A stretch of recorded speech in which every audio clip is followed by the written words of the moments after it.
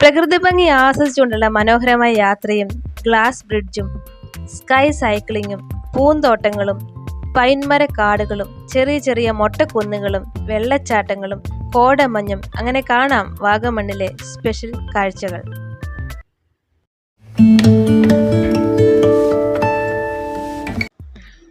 ഞങ്ങൾ 24 പേരടങ്ങുന്ന യാത്രാസംഘം ഈരാറ്റുപേട്ടയിൽ നിന്നും വാഗമണ്ണിലേക്കുള്ള യാത്രയിലാണ്. ഈരാറ്റുപേട്ടയിൽ നിന്നും 25 കിലോമീറ്റർ കിഴക്കായി സ്ഥിതി ചെയ്യുന്ന വാഗമണ്ണിൻ്റെ പ്രകൃതി സൗന്ദര്യം പ്രശസ്തമാണ്. ഇടുക്കി, കോട്ടയം ജില്ലകളിലായി വ്യാപിച്ചു കിടക്കുന്ന ഒരു വിനോദസഞ്ചാര മലമ്പ്രദേശമാണ് വാഗമൺ. സമുദ്രനിരപ്പിൽ നിന്നും 1100 മീറ്റർ അടി ഉയരത്തിൽ സ്ഥിതി ചെയ്യുന്ന വാഗമണ്ണിൽ പൊതുവെ നല്ല തണുത്ത കാലാവസ്ഥയാണുള്ളത്. ഇവിടുത്തെ വേനൽക്കാല പകൽ താപനില 10 മുതൽ 23 ഡിഗ്രി സെൽഷ്യസ് വരെയാണ്. തേയിലത്തോട്ടങ്ങൾ, പുൽത്തകിടികൾ, കോടമഞ്ഞ്, ഷോലമലകൾ എന്നിവ വാഗമണ്ണിൻ്റെ ചാരുതയ്ക്ക് മാറ്റുകൂട്ടുന്നു. മൊട്ടക്കുന്നുകളും അനന്തമായ പൈൻമര കാടുകളും വാഗമണ്ണിൻ്റെ മറ്റ് പ്രത്യേകതകളാണ്. വാഗമൺ മലകളുടെ അടിവാരം അങ്ങ് തീക്കോയ് വരെ നീണ്ടുകിടക്കുന്നു. തങ്ങൾ മല, മുരുകൻ മല, കുരിശുമല എന്നീ 3 മലകളാൽ വാഗമൺ ചുറ്റപ്പെട്ടിരിക്കുന്നു. ഞങ്ങൾ ആദ്യം പോകുന്നത് ഫ്ലവർ ഗാർഡൻ ആൻഡ് അഡ്വഞ്ചർ പാർക്കിലേക്കാണ്. ഇതാണ് ടിക്കറ്റ് കൗണ്ടർ. മുതിർന്നവർക്ക് 60 രൂപയും കുട്ടികൾക്ക് 30 രൂപയുമാണ് ടിക്കറ്റ് ചാർജ്. അഡ്വഞ്ചർ പാർക്കിൽ ഒരുപാട് അഡ്വഞ്ചർ ആക്ടിവിറ്റീസ് ഉണ്ട്.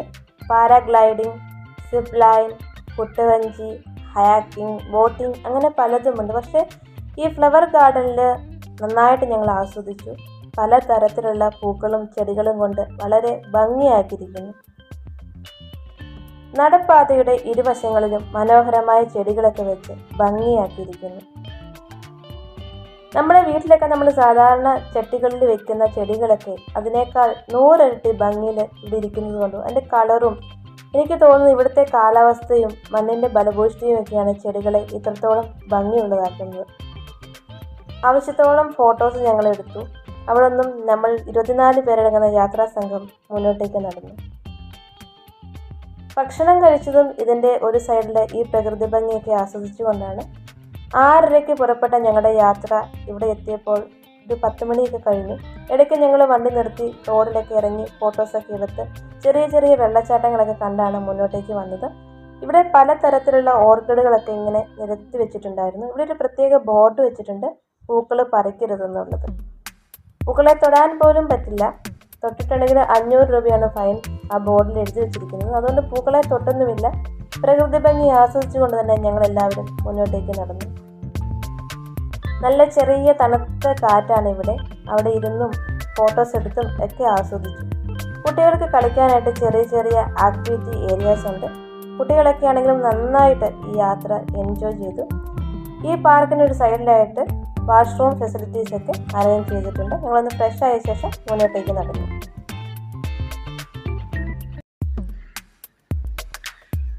ഇനി ഞങ്ങൾ പോകുന്നത് വാഗമൺ എക്കോ അഡ്വഞ്ചർ പാർക്കിലെ വാച്ച് ടവറിലേക്കാണ്. ഇവിടെ നടപ്പാതയുടെ ഒരു വശത്തായിട്ട് കിഡ്സിന് വേണ്ടിയിട്ടുള്ള കുറച്ച് ആക്ടിവിറ്റീസ് ഒക്കെ അറേഞ്ച് ചെയ്തിട്ടുണ്ട്. അപ്പോൾ കിഡ്സിൻ്റെ റൈഡിനുള്ള റേറ്റൊക്കെയാണ് ഇവിടെ ബോർഡ് വെച്ചേക്കുന്നത്. അവിടെ അത്യാവശ്യം നല്ല ക്യൂ ആയതിനാൽ ഞങ്ങൾ അങ്ങോട്ടേക്ക് പോയില്ല. ഞങ്ങൾ നേരെ വാച്ച് ടവറിലേക്ക് നടന്നു. വാച്ച് ടവറിലും അത്യാവശ്യം നല്ല തിരക്കുണ്ടായിരുന്നു. ഈ ടവറിൽ കയറിയാൽ ദൂരക്കാഴ്ചകളൊക്കെ നന്നായി ആസ്വദിക്കാൻ കഴിയും.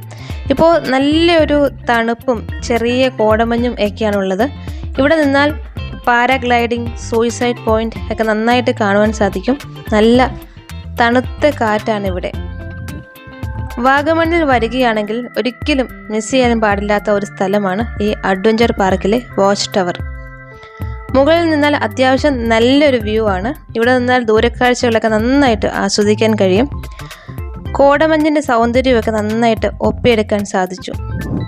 കുറച്ച് സമയം ഞങ്ങൾ അവിടെ സ്പെൻഡ് ചെയ്തു. അത്യാവശ്യം തിരക്കുകളൊക്കെ ഉണ്ടായിരുന്നു. പക്ഷേ അവിടെ വന്നപ്പോൾ അവിടെ നിന്ന് പോകാനേ തോന്നിയില്ല. നല്ല തണുപ്പും ആ ഒരു കോടമഞ്ഞ് വരുന്നതും അത് നല്ല ക്ലിയർ വ്യൂ വരുന്നത് വരെ ഞങ്ങൾ അവിടെ നിന്നു. നന്നായിട്ട് ഫോട്ടോസൊക്കെ എടുത്തു, വീഡിയോസൊക്കെ എടുത്ത് അവിടെ ഇരുന്ന് തന്നെ ആസ്വദിച്ചു. ആളുകൾ വരികയും പോവുകയൊക്കെ ചെയ്തുകൊണ്ടിരിക്കുകയാണ്. ആ കോടമഞ്ഞ് കാണാനായിട്ടാണ് ഇവിടെ നിന്ന് ഏറ്റവും ഭംഗിയുള്ളത്. കോടമഞ്ഞ് അങ്ങനെ നീങ്ങി പോകുന്നത് ക്യാമറയിൽ ഒപ്പിയെടുക്കാനായിട്ട് സാധിച്ചു. ഇവിടെ നിൽക്കുമ്പോൾ എത്രത്തോളം ഉയരത്തിലാണ് നമ്മൾ നിൽക്കുന്നതെന്ന് മനസ്സിലാവും.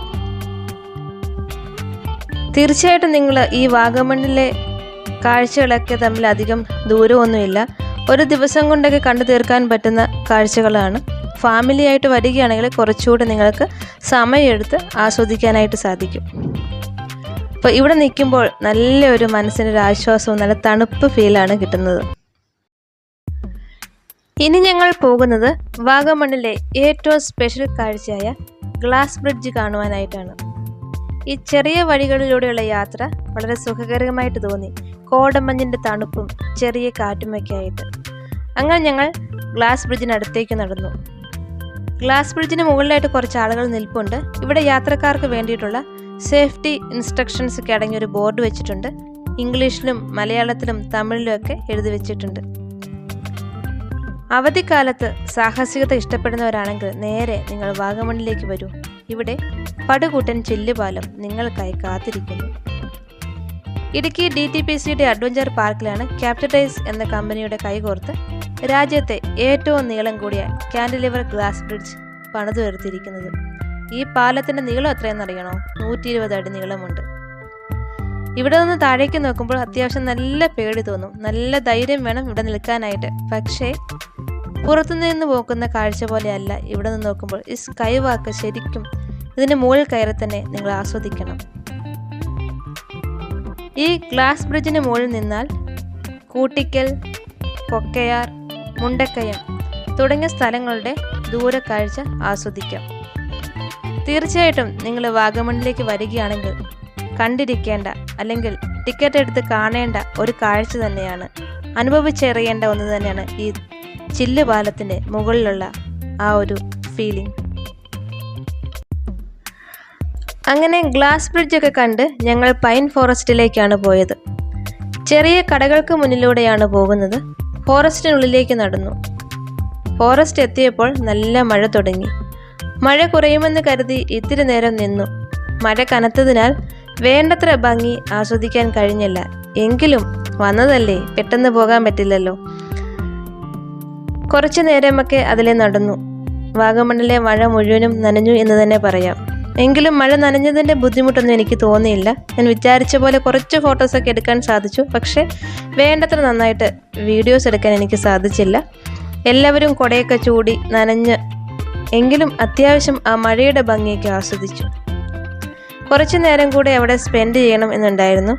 വീട്ടിൽ നിന്ന് ഇറങ്ങിയപ്പോഴേ ഈ പൈൻ ഫോറസ്റ്റ് ലക്ഷ്യം വെച്ചാണ് ഞാൻ പോയത്. പക്ഷേ വേണ്ടത്ര നന്നായിട്ട് ആസ്വദിക്കാൻ കഴിഞ്ഞില്ല.